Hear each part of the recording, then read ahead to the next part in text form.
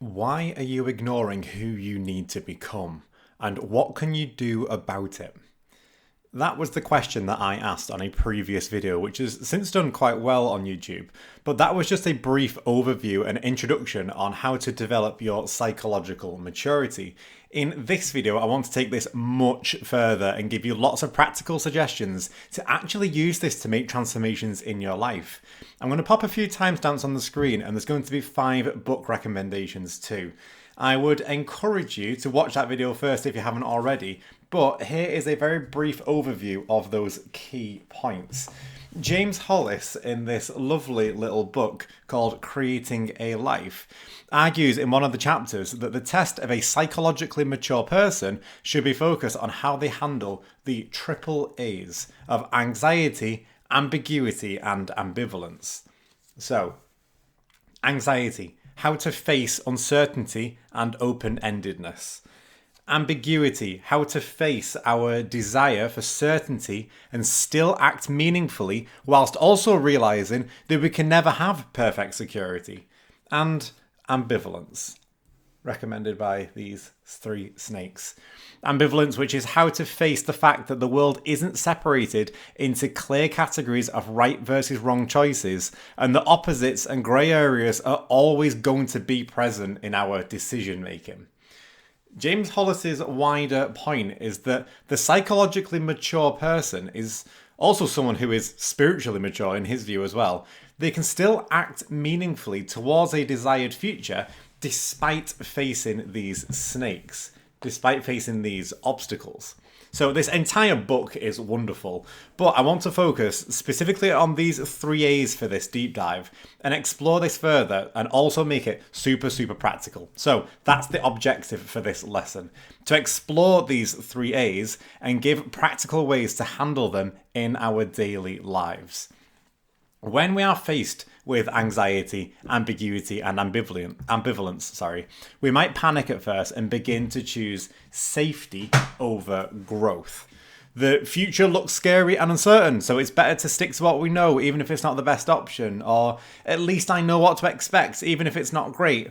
That is, in effect, what we are saying to ourselves when we deny ourselves future growth. So what we need to do first is to realize that we are much more than we currently think that we are. We have many more personality traits and characteristics and virtues than we first think, and we just haven't really practiced them. So this first book in the recommendations, Your Golden Shadow, is all about nurturing this undeveloped self. The title here, by the way, refers to the shadow from the work of Carl Jung. Very briefly, we've got 2 major parts of our personality at play at any given moment. Firstly, we have got the persona. That is the masks that we wear to fit in with others and society, and that is the outward-facing personality. And we've also got the shadow. It's all those traits that we have to deny or hide or cover up so that we can fit in with others. And this is the inward-facing personality. The persona only makes up a tiny fraction of who we actually are, but we practice these traits so often that they become habits. Facing these triple A's means getting in touch with the shadow side. If the persona is all about fitting in and following the order of the rules and the expectations, then our shadow side is all about transformation, playing with those rules and tapping into parts of ourselves that we don't usually rely on. So let's take ambivalence as an example. The issue is all about there not necessarily being a clear right versus wrong category, but instead mixed feelings towards something. And page 69 has a lovely little quote, which I'm going to use just to help frame this out. I'll read this out in full and I'll keep it just on the screen so you can all see this nice and clearly as well. We must come face to face with the possible worst in us in order to discover the prospects of a deeper and richer life and a greater fulfillment of self. If we continue to identify and own only the bright side of ourselves, the persona, life will be progressively artificial, boring, and uncreative. Not only will we jeopardize our safety by making ourselves vulnerable to acting out the worst possibilities of our shadow, frightening though it may be, it is also exciting in its possibilities, for it is truly For it is truly through this journey inward that we can approach becoming what we can be. In short, what William Miller is suggesting is that we look at ourselves and the whole of our personalities, including the traits that we like and dislike. Instead of focusing on just our best traits and ignoring our worst, or vice versa, it's about reconciling the opposites. Ambivalence is uncertain, it's a grey area. So we shouldn't try to deal with grey ambivalence with the white of a persona or the black of our shadow, to again reference page 75 of this particular book. It'll just lead to frustration because the rules are either too ordered or they are too chaotic. What we're trying to do is to reconcile these opposites, not give this even more fuel. So what we need is a blended approach, one that is adaptable and spontaneous and ongoing. So to make this practical, think of a specific problem that you are facing or have faced where you had very mixed feelings towards it. To make it clear for the sake of this video, I'm going to use the case of getting promoted at work just as an example. A part of you is excited, but a part of you is worried about the extra responsibility. So ambivalence here, to give it a mouthpiece, turns up in questions like, what if I'm not actually ready for this? Or what if I mess up and everyone finds out? Well, firstly, pick out a trait which you feel like you need to develop in order to become capable of managing something like this. This might be courage, or leadership, or patience, or time management. And then look for people who already show these qualities and consider how they would face the same challenge. Try to pick people ideally across different domains of life as well. So for example, that could be mothers that you look up to in terms of how they raise their children. It could be multimillionaire CEOs that lead big corporations. It could be your favorite teachers from school. How would they deal with this problem of imposter syndrome, which is asking essentially, what if I mess this up and everyone finds out? One approach is using these people as case studies and imagining what they would do in this situation and then following in their footsteps. Noticing what characteristics they would rely on to solve this problem, and then realizing that to face ambivalence, we don't need to focus on the problem itself, but rather developing these specific traits within ourselves. It's who we are in relation to the issue, not the other way around. In effect, the deeper issue underneath all of the presenting problems is that we're looking for reassurance, that we can actually face these potential difficulties that come along with the decision or the responsibility. So, one method is looking externally, looking for those successful case studies in those people that we already know. But another method to counterbalance this is instead to look internally. And that's when we're going to look at a different book. This is going to be Personification by John Rowan. So in here, specifically, what we're looking at is a technique called active imagination. Without bringing in too much jargon, what this means is that we are playing out a fantasy that turns up in our mind, and when you consider the problem and you actively engage with that fantasy rather than just passively daydreaming about it. So the original worry was, what if I mess up and everyone finds out? That's great, that's a perfectly valid worry. This technique is saying, okay, what if you mess up? Then what? Rather than leave that as just a rhetorical question, again, the process is all about inquiring further. So as we're thinking about this, what will people say if you mess up? How will you react to what they say? What will be the consequences of what you say? How will that and what you say impact your next day at work? How will you show up differently? Or will you show up differently? What changes if you do? These aren't particularly fancy questions that I've just sat down and come up with. They're just natural follow-ups to where my mind immediately went as I pictured something like this. So page 47 quotes Robert Johnson, who worded this absolutely beautifully. I'll put this on the screen so it's a bit easier to read as well, because there's a little bit of extra gold with this part as well. I am convinced that it is nearly impossible to produce anything in the imagination that is not an authentic representation of something in the unconscious. The whole function of the imagination is to draw up the material from the unconscious, clothe it in images, and transmit it to the conscious mind. And that is exactly what we are doing here. We're acknowledging the worry, we're not denying it, and we're inquiring about where it comes from and where we think it is going to go, or where it thinks we are going to go. If it's just a dull feeling of sickness in the stomach or of a headache, then it's actually quite hard to deal with. But instead, if we use these bodily cues as prompts to realize, oh, there's something going on here that wants my attention, then we can actually start this dialogue. Ask what it is that it's trying to get your attention and what it is that it's trying to tell you. So the original worry might sound like, what if I messed up and everybody finds out? But actually, what it's really trying to say, or maybe trying to say, is we need more support so that we can do a good job. That is a very different way of looking at exactly the same issue. This presented originally as a problem of ambivalence, of just not being sure how to act. But actually, there is an element of anxiety at play too. And most anxiety comes down to not being clear on what to do. It's hard to act confidently if we're unsure of ourselves. So we resort to acting anxiously. That makes it practically impossible to truly act confidently. So what we need to do is to reverse the plan. Through clarity, we can come to act confidently. But we need clarity first so that the confidence naturally follows. And active imagination is a great technique for this. I use it all the time, and I really genuinely do mean all the time.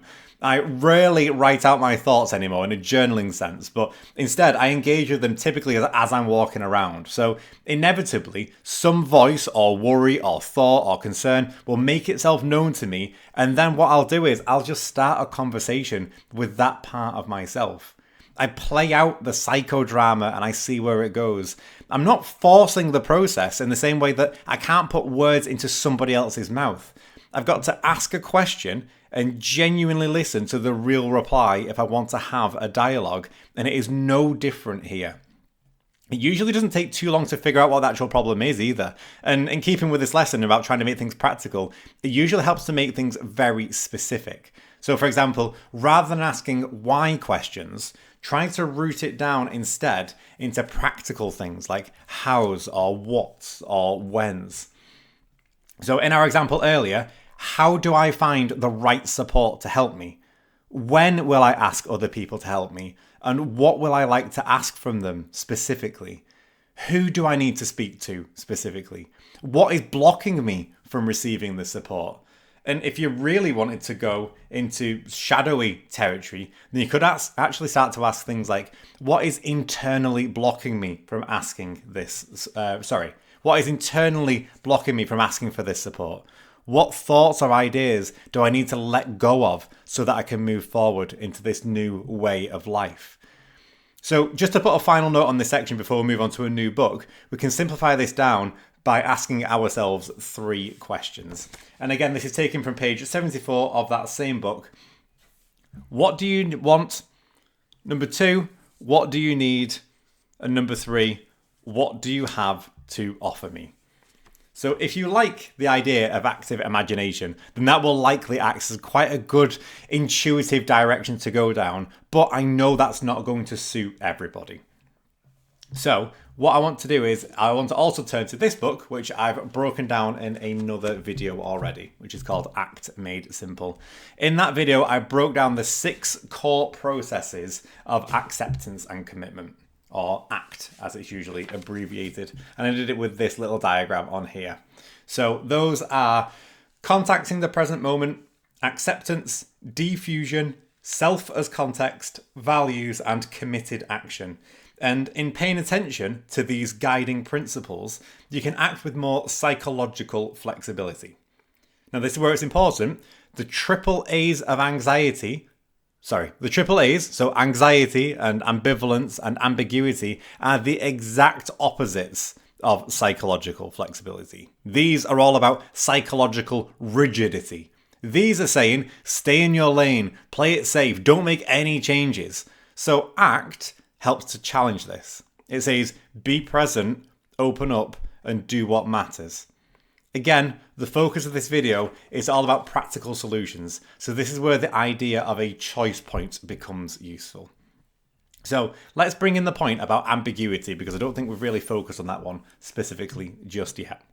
Ambiguity is the idea that there is more than one possibility, just very, very briefly. So for better or worse, we have to make a choice between two different alternatives. In very broad strokes, we can put ambiguity here at the bottom of the screen and imagine two lines coming off this.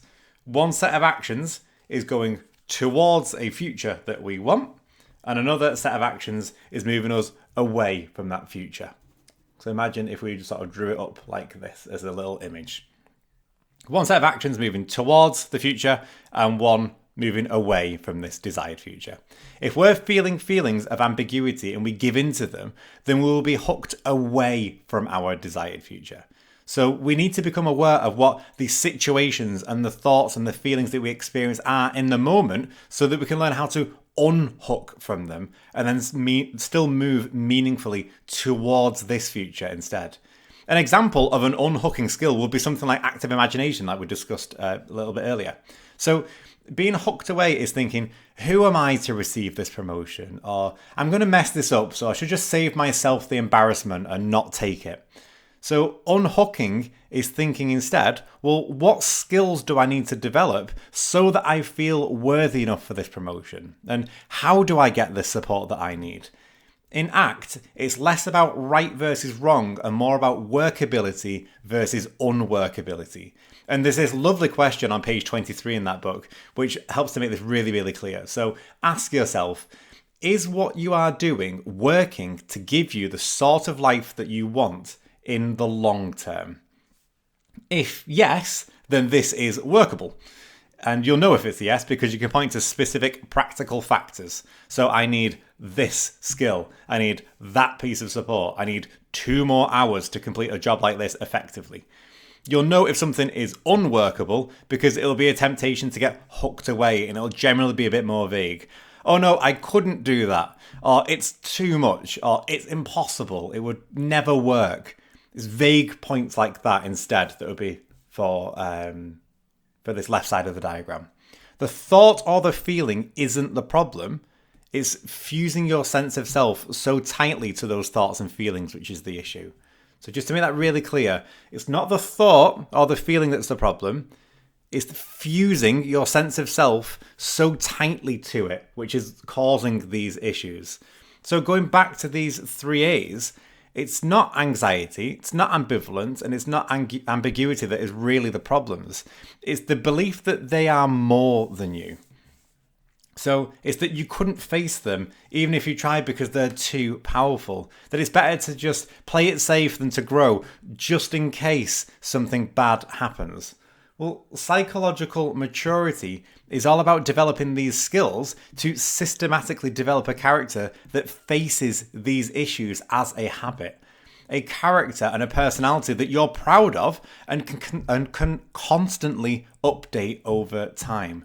One that says, okay, I've acknowledged ahead of time these 3 snakes that are going to turn up and are going to get in my way. So what I need to do is I need to find some tools that are going to help me clear these snakes off the path. So just as an example, we can actually think about this and extend this metaphor a little bit. So some of us might choose to be a little bit more aggressive and choose more aggressive means to go after those snakes and attack them before they actually start to attack us. But for other people, that might be a little bit uncomfortable. So for others, we might put on a defensive suit of armor instead, so that when they attack us, we are unfazed and we are unhurt because we are protected. And others still might take an entirely different approach, which is trying to study these snakes and learn more about them, like a documentary filmmaker. Noticing what behaviors suggest that they might attack, but also which ones show that they are actually harmless. Still noticeable on the path, but harmless unless we approach them. So notice which of these you intuitively resonate with and design a practical plan based on your specific personality and preferences. Ultimately, these three snake masters, if you like, will have traits in common, even if they don't appear to at first glance. And it's studying these crossover traits that will tell us something about the ideal version, about what it means to be a person who deals with snakes for a living. So, moving away from this metaphor and back into very practical language, that's exactly what Abraham Maslow does in Toward a Psychology of Being, which is going to be another book recommendation for this video. Part 3 of this book deals with what he calls being cognition. All that means is, what traits does a person who is moving towards growth rather than safety typically show? And on page 70, he actually lists 14 of them, but I just want to highlight a few specific ones here. Firstly, aliveness. So that means on a practical level, being more focused on the process rather than on the outcome. So being open to spontaneity and changes to the plan rather than fixated on things having to be a certain way. It means learning to self-regulate when things get tough, not plow through just to your own detriment because of a hustle or a grind, because that might impress your ego. Secondly, we can also consider simplicity. So where possible, focus on the essential elements that are needed and strip away from the unnecessary excesses which only really serve to distract you. These distractions are the perfect fodder for snakes of anxiety, ambiguity, and ambivalence, so just stop feeding them. Simplicity is all about putting the structure in place so that there's a baseline of physical and psychological safety as that bottom line. I won't go through all of these, like I was saying, but the last one I want to talk about is wholeness. So how does what you are trying to accomplish fit into the bigger picture of your life? How can you integrate those parts of yourself that you're trying to develop into other areas of your life too? Again, focus on simplicity and aliveness as you are doing this, because the more crossover, the better. And a work-based anxiety doesn't have to be handled with a work-based solution. Healthy home life, or passionate hobbies, or regular sleeping and waking routines, and a plan in place to actually manage your health, these can all have huge impacts on the anxiety that you might typically feel and associate with work. Wholeness is about thinking bigger and zooming out and seeing that bigger picture about how your life is all interconnected. Maybe I'll do another deep dive in the future on all 14 of those if that is something that you are interested in. And if it is, just let me know. All right, so you've got a nice little book stack there if you're looking for some companions on your next little snake hunt. What I'm going to do is I'm going to do a quick little run through of those again. So, the original book that I was referring to was Creating a Life by James Hollis. Then we discussed Your Golden Shadow, looking at this from somebody called William Miller. And then we moved that over to Active Imagination when we were looking at Personification by John Rowan. But that might not suit everybody as a technique. So what we looked at instead was Act Made Simple by Russ Harris. And then finally, we finished with a study of what it is to be an ideal human who is self-actualizing, which is Toward a Psychology of Being by Abraham Maslow. I actually have more books that I was planning on using for this video, but I'm aware of the length of it already. So I think what I'll do is I'll just save those for another time. And I've discussed most of those books already on my channel, but I just want to make it really clear how these books have hugely overlapping themes. And it's by reading them all together you get a much wider picture on the problems as well as the solutions that we're trying to solve. And I could genuinely talk about this for hours and hours on end, as you can probably tell, but I wanted to keep this as practical as possible and not go off on just a load of tangents. So with that in mind, I know that a lot of people also enjoyed my confronting shadow questions video as well. So what I'm going to do is I'm going to end this video by just going through 4 more provoking style questions. So again, as always, in relation to anxiety, to ambiguity, and to ambivalence, here are 4 questions. Number 1, what do I secretly suspect about myself and my future that I don't want to face? Number 2, what strength did I used to have that I have since disowned? Number 3, what ambition have I kept hidden for too long? And number 4, it's a bit of a longer one. What would I do if I trusted that I could hold the tension of anxiety, ambivalence, and ambiguity? What possibilities open up if I stopped demanding instant clarity? So these are big questions, and as you might guess, even bigger answers. And that's what this work is all about. So our original objective for this lesson was to explore these 3 A's and to come up with practical ways to handle them in our daily lives. So hopefully that's giving you some things to think about. But one last reminder as you go forwards. Psychological maturity isn't about having no fear or no confusion or no anxiety.